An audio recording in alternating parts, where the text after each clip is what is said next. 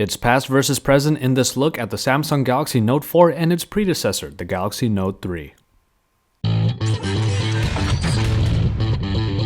When it comes to the overall size and looks, the Note 4 is actually very similar to the Note 3. Of course, the major design difference is the presence of a metal frame that was originally seen in the recent Galaxy Alpha. The Note 4's corners also come with a bit of a curve to them, but it's really not something that is very noticeable. This flat side profile when it comes to that metal frame really helps refine the feel of the Note 4, though when you look at the back, it is still made of the plastic that was originally introduced in the Note 3, that textured plastic that's made to look somewhat like leather, though it does lose that stitching from last year. But on the front side, both of the Samsung handsets have essentially the same iconic look with the physical home button, though now the Note 4 does add a fingerprint scanner to the formula underneath that home button.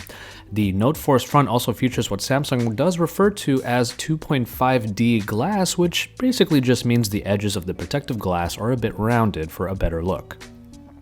And speaking of that display, you can really see it for yourself that both of these devices feature the beautiful, crisp Super AMOLED displays that Samsung is very much known for that bring vivid colors, deep contrast, and excellent viewing angles. The screen sizes themselves remain the same, though the Note 4 now comes with the Quad HD resolution, and it's very impressive from what we've seen already. The pixel density on the Note 4 is through the roof, over 500 pixels per inch, which really trumps the original Galaxy Note 3, though we will say that any pixel density above, let's say, 350 pixels per inch might be a matter of debate as to whether or not it really adds to the sharpness. But nonetheless, the resolution on the Note 4 is sure to bring you a great experience with all media and text, as we've seen, for example, on the Galaxy Tab S line of tablets, which all have that Quad HD display as well.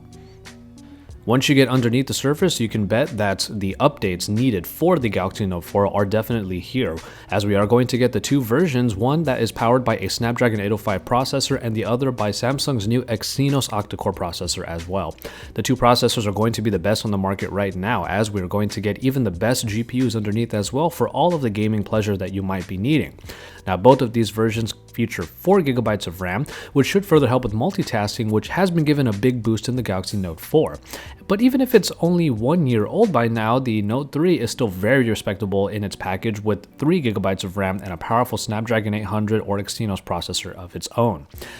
In terms of hardware, the Note 4 comes with 16, 32, or 64GB of storage with the obligatory micro SD card slot that lets you plug in another up to 128GB worth. The Note 3 has the same basically in this front, and it's still a really great device for day-to-day usage. Now, while the battery capacity hasn't substantially changed between the two generations, we will say that the Note 4 comes with the addition of fast charging, which we have been told will allow you to fill up to 50% of your battery in just 30 minutes. Of course, when we're talking about hardware, we do have to talk about the S Pen, and it does mostly look the same as last year's iteration, but this time is just a little bit thinner and also gets a bit of a textured design on the actual pen itself for a better handling feel.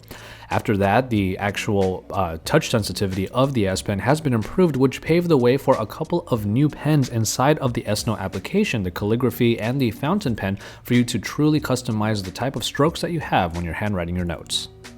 And then when it comes to the camera, Samsung has finally adopted that optical image stabilization we've always waited for on the Note 4, which means you'll get smoother video, clearer pictures, and possibly even better shots in low light, which should give it a bit of a boost over what might otherwise be the same type of experience that you would get on the 13-megapixel camera of the Galaxy Note 3. The front camera has received a nice update that now has a 3.7-megapixel unit in the front of the Galaxy Note 4 with a wide viewing angle of 90 degrees as compared to 77 on the Note 3. If that's not enough, you can use the wide selfie mode to capture an even wider image that is perfect for group selfies.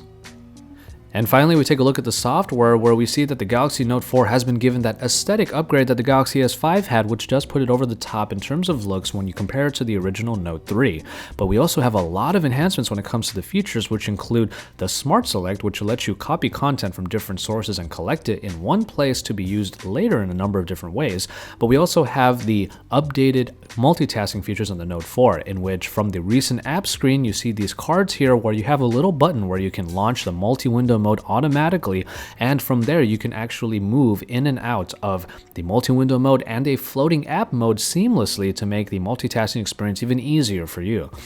But from there, we take the S Pen out and we see the Air Command menu, which was also tweaked to include the Smart Select and also be a little bit more streamlined. But from there, the Action Memo is easily activated by holding the button down and tapping twice on there, and you will be able to have really quick notes because you can easily convert the Action Memo into an S Note note.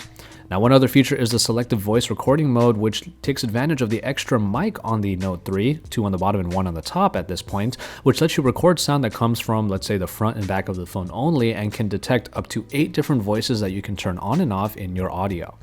Really, all things considered, you're not losing that much if you stick with the Galaxy Note 3 when it comes to software, but we will say that the additions of the Note 4 greatly enhance the kind of experience that was already there. So if you want the bleeding edge, then you can go for the Note 4, and all those enhancements will likely make the experience even better if you compare it to the Note 3.